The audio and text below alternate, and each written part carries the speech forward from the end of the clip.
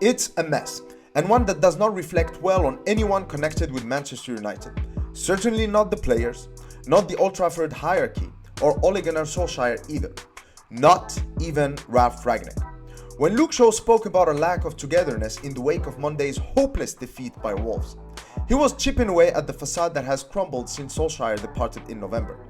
The Norwegian was popular, but the notion of him as some kind of Pied Piper who led United back into the light after the dark days of Jose Mourinho, leaving behind a better club for his successor, can be dismissed right now.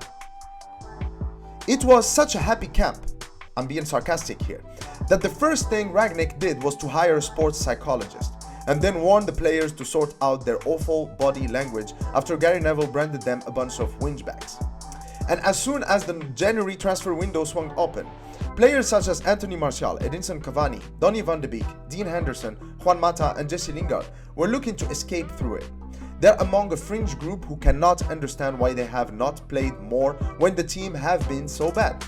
Solskjaer is said to have made it worse by putting an arm around their shoulders and making promises he could not keep. Players prefer to be told straight. Rangnick is a cooler, more distant figure, but there is still frustration that he continues to pick from largely the same pool of players. The mood at Carrington is so bad, it has been described as oppressive. Up to half the squad are said to be unhappy. Senior players talk openly about this being the worst group, an atmosphere that they can remember. They are a desperate, divided bunch split into cliques. When Cristiano Ronaldo organized a team bonding dinner in November, there were some notable absentees. Feel free to guess who that is. But many newspapers and many news sources revealed that he was shocked by the drop in standards when he returned to the club. Zlatan Ibrahimovic felt the same when he joined United in 2016. And the Swede says in his new autobiography, Adrenaline, quote, "Everyone thinks of United as a top club, one of the richest and most powerful in the world, and seen from the outside, it looked that way to me.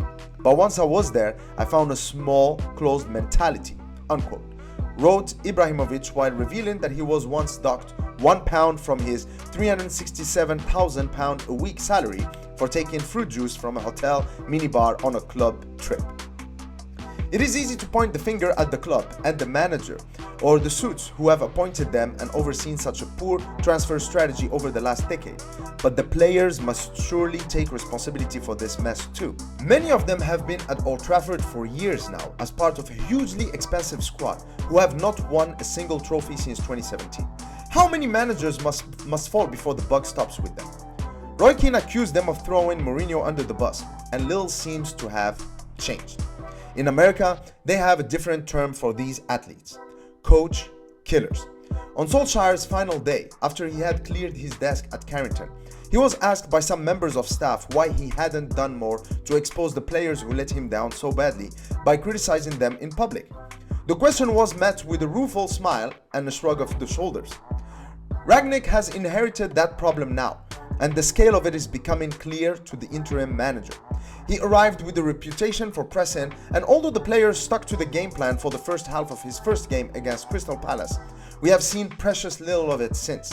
United were fortunate to take 7 points from games against the bottom 3 before Wolves gave them a painful reality check.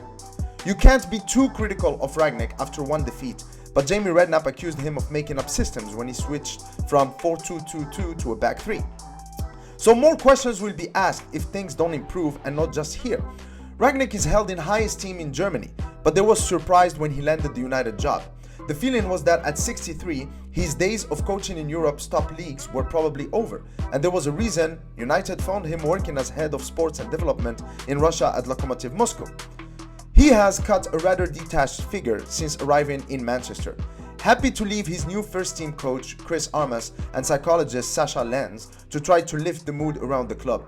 It will not be an easy task for Ralf Rangnick at Manchester United, and the sooner we realize this as Manchester United fans, the more we will come to grips with the reality at our club and what needs to be done for things to change. All I have to say as a Manchester United supporter to my fellow Manchester United supporters: things are gonna get worse before they get better. And we definitely need to change the playing staff because ultimately the buck stops with them. Now, if you agree or disagree with what I just said, please make sure to leave a comment in the comment section below. And if you like the video, please like it. That's the best way you can support this channel. And please make sure to subscribe. Cheers.